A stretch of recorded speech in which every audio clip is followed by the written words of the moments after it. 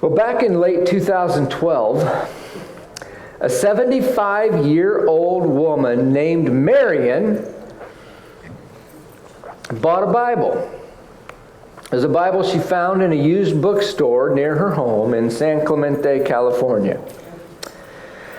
After she made her purchase and returned home, she found a couple of folded pages tucked in the middle of that Bible. It was that yellowed kind of notebook paper, and the contents on that paper contained a child's handwriting. And that handwriting looked familiar to her. To her amazement, she discovered her name at the top of the page. It was something she had written when she was 10 years old, 65 years earlier. A 4-page essay that she had written to earn a merit badge for the Girl Scouts in Covington, Kentucky. More than 2,000 miles from where she had just purchased that Bible, and 65 years earlier. Covington is basically Cincinnati on the other side of the Ohio River, by the way.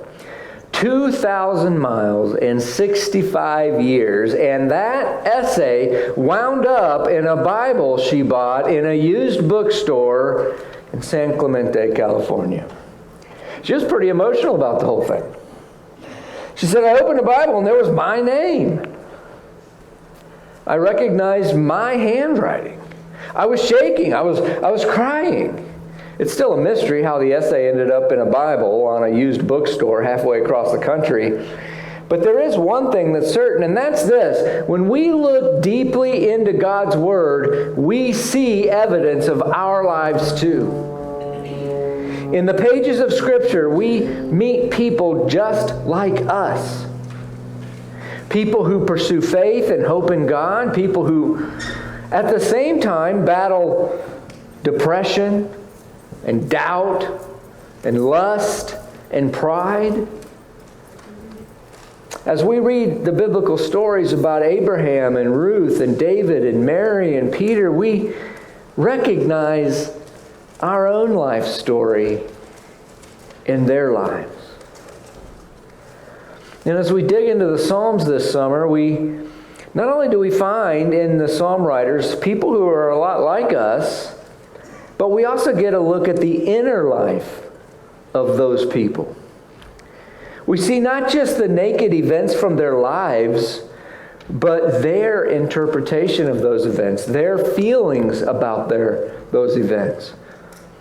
We get to experience what was going on inside their heads, their thoughts and their emotions.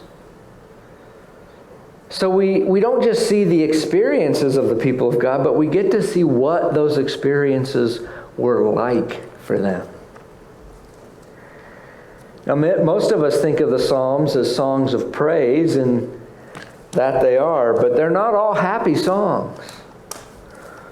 One student who was reading his way through the early Psalms, the first Psalms in the book, was keeping a journal as he did that. And in his journal he wrote, "What is with these psalmists anyway? What a bunch of whiners." Now, if you've been paying attention, you know that it really kind of seems like that student is right.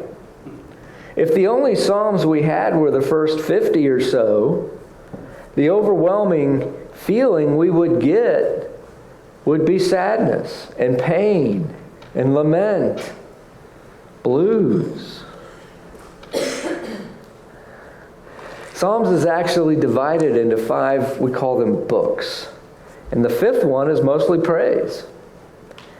Many of our calls to worship come from book 5 of the Psalms, but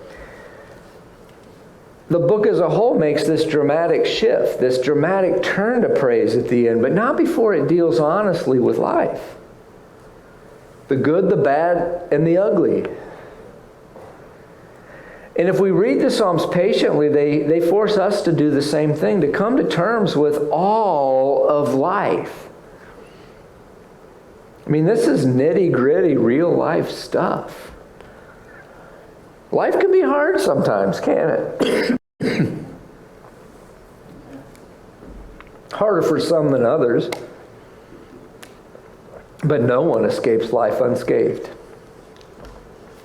We experience physical pain through injury and illness. We experience emotional pain when people hurt our feelings, when loved ones leave, when children begin making bad decisions. Sometimes our own bodies and brains start working against us, and we're overwhelmed by anxiety and depression, and we don't know where it's coming from. And let's be honest, everyone who falls in love will experience the devastation of a relationship lost. Lost through breakup or divorce. And even those who make it in their relationships don't escape that pain, because death will eventually separate us all for a time. So even though we know that we will be together again in God's presence, that the pain of that separation is very real. I don't usually say this to people when I'm doing their weddings, but every marriage is going to end with one of the big D's, death or divorce. You have two options, right? Now, maybe that's a pessimistic way to look at it, but it's true. Now, we're rooting for death, right? That's the one place where we're rooting for death. We're rooting for death to be the one that separates us, right? And then there's this spiritual pain that we experience when we get the sense that something just isn't right in the world. We may be okay with ourselves in the moment, but we see so much pain and suffering on the news. I mean, right? Ukraine and Russia. Viruses, illnesses. Christians who are persecuted and suffering and dying in different places around the world. We see children dealing with debilitating diseases and fighting cancer. And we get angry and our hearts hurt and we cry out with the psalmist, "Where are you in all this, God? I mean, are you still sovereign? Are you really in control?" Because sometimes life, even if my life's going okay at the moment, sometimes life just doesn't feel that way. And God, do you really even care anymore? This just isn't right. This can't be your plan for your creation. How long? That's the cry of David in this psalm. How long? Some scholars say that Psalm 6, which is the psalm that we're looking at today,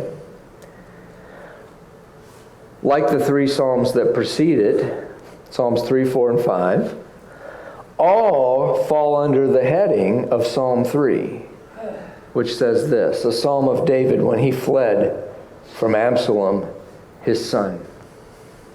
Now, if that's the case, then here we find David at his wit's end. He's done. He's tired of dealing with life right now.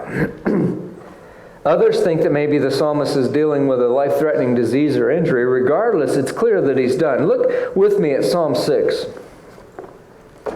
O Lord, rebuke me not in your anger, nor discipline me in your wrath. Be gracious to me, O Lord, for I am languishing. Heal me, O Lord, for my bones are troubled. My soul also is greatly troubled.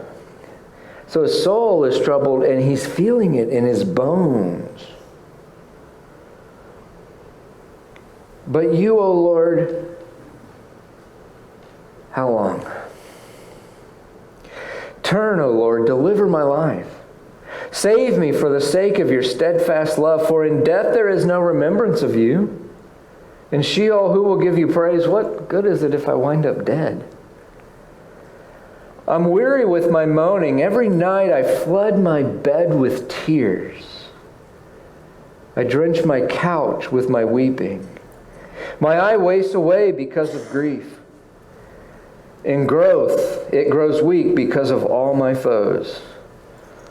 Depart from me, all you workers of evil, for the Lord has heard the sound of my weeping.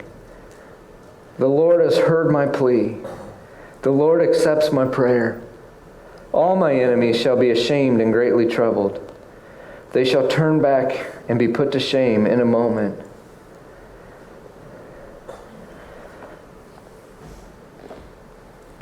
Look carefully at verse 3. My soul also is greatly troubled. And then he tries to make this shift.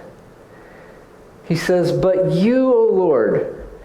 And then he just can't quite make the shift yet. And so he just says, how long? It seems like he had something else he wanted to say there. Like he wanted to turn this psalm toward the praise of God, which he kind of sort of eventually does at the end, right? But something stops him. He has that word but in there, like he's ready to turn this corner, like life isn't great right now. My soul is troubled. My bones are troubled. I'm languishing. I hope it's not because you're angry with me. And then he's like ready to turn this corner to praise. He's been pouring his heart out to God, and now he's ready to turn this psalm, like so many other of the psalms do, toward this praise of God. And he says, but you, O Lord.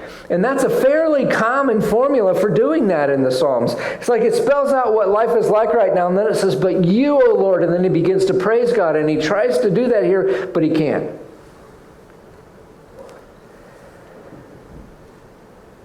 He stops as despair overtakes him, and he breaks off and he just cries out, how long? How long are you going to hold off, God? How long do I have to deal with this? How long until you act? I just can't go on. I just can't.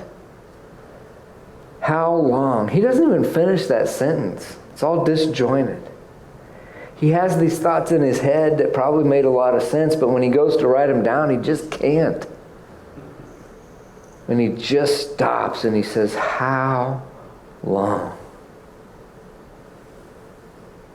Verse 3 is actually two unfinished sentences that are kind of mashed together. If Susan were grading this paper, man, it'd be an F. It's this raw emotion. The raw emotion that accompanies a really difficult time in his life. And he's clear that this has gone on long enough. It's gone on longer than he can take it. He isn't writing this on a bad day or at the end of a bad week. It's been a long time. How long, God? Maybe it's been a bad year, or 2 bad years, or 3. How long, God? If you're dealing with a serious kind of like chronic health condition, or if you've had the same really bad experience in life more than once, or if you've gone through real trauma and your life is still pitching back and forth on the waves caused by that trauma years later, you know that feeling. Broken bodies, broken relationships, broken hearts, broken lives. And the pain just doesn't go away. And we cry out, how long, God? That question is filled with like hopelessness and desperation and despair. Look back up at verse 1. O Lord, rebuke me not in your anger, nor discipline me in your wrath. Things have been so bad for so long for David that he kind of entertains the notion that maybe God is getting him for something he's done wrong. I mean, he knows he isn't perfect. He's messed things up really bad before. I mean, think about David's life.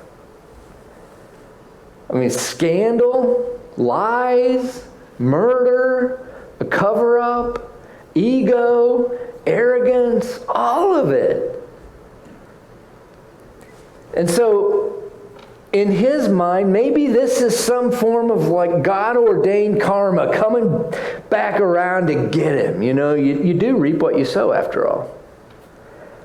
That's a biblical principle and one that David knew very well. After his episode with Bathsheba, the prophet Nathan had informed him that the sword would never depart from his house. So maybe this was it. He was fleeing from his son, who was trying to take the throne.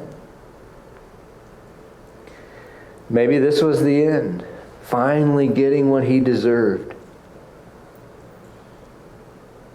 You know, we think often that God is creating all of this evil around us, all the terrible things that people are going through, all the pain, though, and suffering and evil are not and never were part of God's plan for his creation. They're foreign. They're alien to God's creation. God does use them for good in the end because God is good. But pain and suffering and evil aren't good in and of themselves. You see, God wants relationships, not robots. He doesn't want a bunch of He doesn't want us to be like these computer-controlled robots who have to simply do his will because that's what we're programmed to do. And that's what we would be if we had no choice other than to serve him. He wants us to choose him freely because that is love. And if we are to choose him freely, the ability to not choose him must be real. A truly viable option. And we as human beings have from the beginning pretty much been choosing to move away from God rather than toward God. We've been choosing to follow our own wills rather than his will for his creation. And that choice introduces pain and suffering, not just into the individual lives impacted by the mistakes and choice of others, but it introduced pain and suffering into the very fabric of the cosmos. St. Paul in Romans says, "For we know that the whole creation is groaning." David says, "My bones are troubled." St. Paul says, all of creation is groaning. And you know that sound you make when you get out of bed in the morning? Because your bones are creaking a little bit? Ugh. Or when you sit down? Ugh. Paul says, "For we know that the whole creation has been groaning together in the pains of childbirth until now. And not only the creation, but we ourselves wait eagerly for redemption." And the Psalms force us to come to terms once and for all with the overwhelming wrongness of pain and suffering.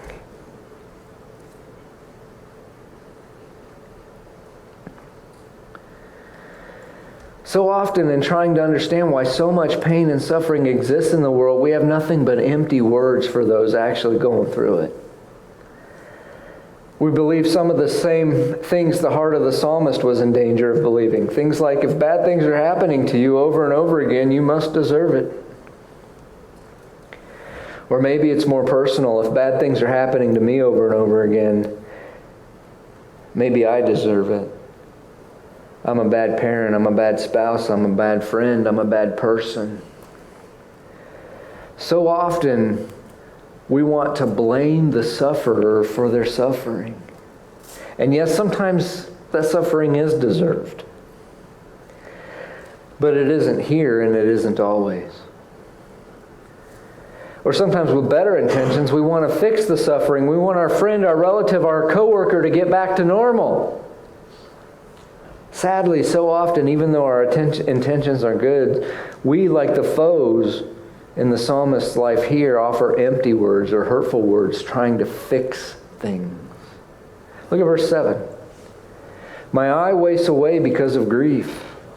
It grows weak because of all my foes." What foes? And what are they doing? Well, it's tempting to assume, especially if this psalm is referring to David's flight from his son Absalom, that these enemies are Absalom and his followers. The people who are pursuing David. But in the language of this psalm, these foes aren't the ones who are causing David's affliction. They aren't the people pursuing him. The foes are people who are exacerbating his pain with their words. Maybe exploiting it. This pain and suffering being caused him by his son's rebellion. You know, David, if you'd been a better parent all those years, maybe you wouldn't be going through this now. We wouldn't all be running for our lives, David, if you knew how to raise your kid right. They're the people who turn their backs on you when you're down, figuring you deserve what you're getting. They're the people who jump ship on you when your life gets rough, not wanting to be associated with someone who is really desperately hurting. Now look at the language David uses here because he's really hurting. Look at verses 2 and 3. We've already looked at verse 3. But be gracious to me, O Lord, for I am languishing. Heal me, O Lord, for my bones are troubled. My soul also is greatly troubled. But you, O Lord, how long? And then down in verses 6 and 7, I am weary with my moaning. Every night I flood my bed with tears. I drench my couch with my weeping. My eye wastes away because of grief. It grows weak because of all my foes. If you weren't already depressed when you came in here this morning, you should be now. Reading these words. This pain is impacting every part of his life, and he's exhausted, and he's in physical pain, and he's also in psychological pain. His emotions have wrung him out.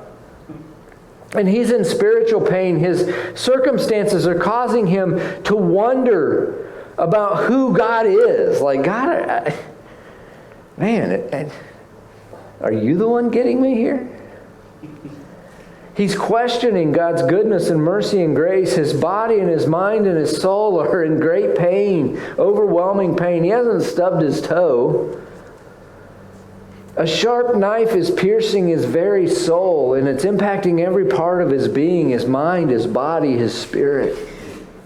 He hasn't been captured or tortured by his foes. Absalom never does capture him. He hasn't been physically beaten, but he feels like he has. In fact, he's in anguish. The word translated as anguish has the sense of withering leaves or crops, kind of like our yards out there right now, right? Or the withering drought in a once lush region. Too much heat, not enough rain. Anguish, it kind of pictures this like withering, slow, painful death. It's not talking about the weakness present in the weak. It's talking about the once strong who've been brought low. So it includes humiliation. How humiliating for the mighty David who took on Goliath, who killed the bear and the lion with his bare hands, who led Israel to victory after victory after victory, to be sent running, chased out of Jerusalem, out of his own palace, by the son he raised there. The strong brought low. It's the weakness of the strong. It's the unapparent weakness of those for whom life seems to be okay, but who in private moments are in agony. You know, most of us wear masks as we go through life. And those of us who are men are experts at putting those masks on and keeping them on. All I got to do is look in the mirror. Because I hate to appear incompetent, even when I am. I hate not knowing what I'm talking about, and that trait drives Becky nuts in me. There have been many times in our 25 years of marriage when I have been waxing eloquent about something I had no idea what I was talking about.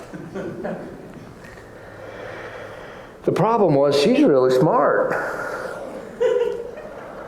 And she knew that I had no idea what I was talking about. She always does.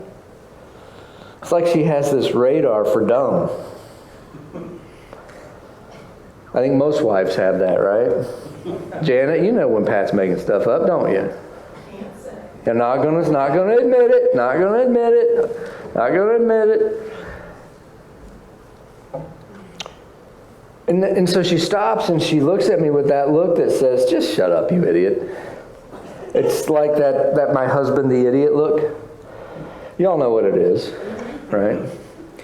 In fact, I'll bet those of you who are wives can give it on demand. So here, right now, give me your best my husband the idiot look right now. You see, you know, you're good at it. You can pull it right out. Here at Christ Church, we talk about taking the masks off and being authentically yourself, regardless of what your authentic self is in that moment. You know, David in this moment, the mighty king, the great warrior, the one who stared down Goliath without wearing any armor and took him out, was running because his son is chasing him, hunting him down all over Israel. David, the king, is hiding in caves. And his authentic self in that moment is not, I got this. His authentic self in that moment is, how long, God? How long? Watch this video. People, we all like to look good, to make a good impression, to show everyone else we have it all together. Even though none of us do, the only way to pull this off is to put something else on. And that something is called a mask. A mask can help you get a job. I have over 12 years of consumer electronics experience, playing video games in my parents' basement. It can make you look smart. Organizational energies to maximize corporation synergy. I have no idea what I'm saying. And more data. I can't believe you're single. And I can't believe you're 25. I'm not single. I'm not 25. We use our masks to impress people. 65-inch LED TV. Oh, it was gorgeous. It was like only this thick. I mean, you know, it's expensive, but it is the best. So much debt. We use them to fool people. I thought I was going the speed limit, officer. We even use them to protect the feelings of the people we love. That was a beautiful song, sweetie. I'm pretty sure you're tone deaf. I think I'm just gonna walk to school today. So I'm kind of embarrassed to be seen with you. He sounds like a great guy. What are you thinking? You do not look fat in those jeans. So that's why they call it a muffin top. We all wear masks from time to time, but the craziest place we put them on is in church. Hello, brother. Hey, man. Greetings to you on this day that the Lord has made. Something about it makes us want to look our best, I'm fine.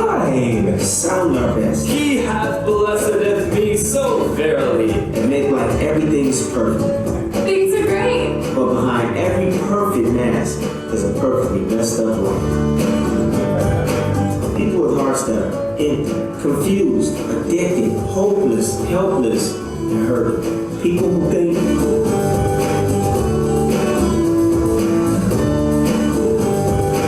But here's the thing. This is exactly the kind of life where God shows up. Messes are his specialty. The one thing God can't work with is a mask. So around here, we have a saying. It's okay to not be okay. Nobody's perfect. But grace is available. We believe God doesn't love us if or because. He loves us anyway. We all like to look good to others. We like to make a good impression. But when it comes to God, the best impression you can make is to just be you.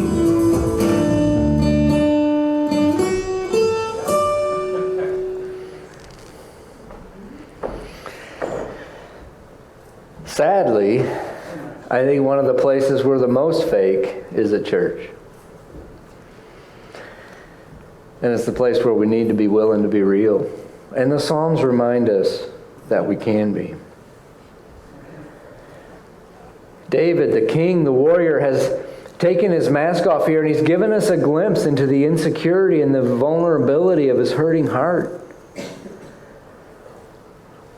But something changes. I want you to notice something. The pain doesn't stop. It doesn't go away between verses 7 and 8.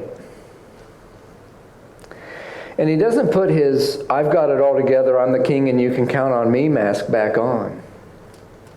The mask I'm sure his closest advisors wish he would put back on. No, he doesn't put it back on, but something shifts. You see, he might feel like he's lost God, but God hasn't lost him. Maybe an image of God's faithfulness to him in the past has flashed through his mind suddenly. Or maybe in a moment of worship or contemplation, he's seen God clearly again, even if just for a moment. And David goes from hopeless desperation to a hope-filled view of the future. Hope. That's what he has. His circumstance hasn't changed. The pain is still there, but he's gone from hopeless to hopeful. Look at verse 8. "Depart from me, all you workers of evil, for the Lord has heard the sound of my weeping." Look at the shift between verses 7 and 8. I want you to feel it. "My eye wastes away because of grief." I'm bawling my eyes out. "It grows weak because of all my foes." My friends aren't helping so much right now. "Depart from me, all you workers of evil, for the Lord has heard the sound of my weeping."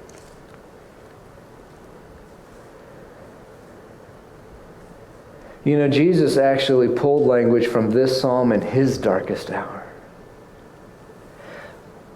Look at John's 12:27.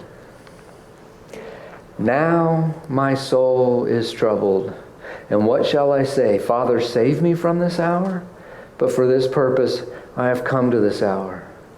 Jesus, facing the darkest of days faced by anyone in human history, the day he would become our sin bearer, the only day on which God the Father would turn his back on anyone, anywhere, he turned to this psalm for comfort and hope.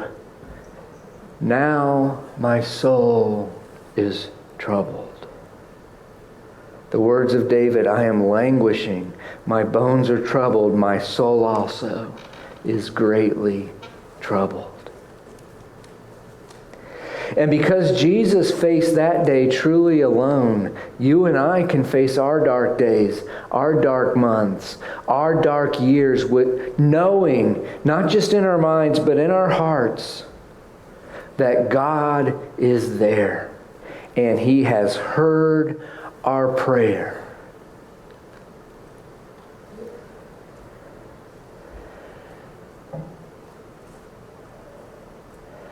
In the words of the writer of the book of Hebrews, we do not have a high priest, Jesus, who is unable to sympathize with our weaknesses, but one who in every respect has been tempted, just as we are, yet without sin. Let us then with confidence draw near to the throne of grace, that we may receive mercy and find grace to help in time of need. Tempted in every way that we are. Not just to lie or to cheat or to erupt in anger in inappropriate and unhealthy ways, but tempted to quit. That's what's behind the words, "How long, Lord?" How long? Have you ever been tempted to quit? So was Jesus. Have you ever been tempted to give up? So was he. Have you forgotten that God is there and wondered if God is still there at all? He experienced the reality of that so that you and I don't have to. And because of that, we can come before him in confidence, knowing that he hears. The promise isn't that we'll feel like He hears. You might feel like your prayers are stuck in the drywall on the ceiling and aren't going anywhere. The promise isn't that we'll feel like He hears. The promise is that He hears. And He responds to our plea just as He did to David's. David's plea, how long? He didn't reply with a number, though. Okay, you're going to suffer for another, let's call it 3 days. And then the clouds will lift. Or 2 more months, David, and then I've got you. Or until this time next year, and then you'll be fine.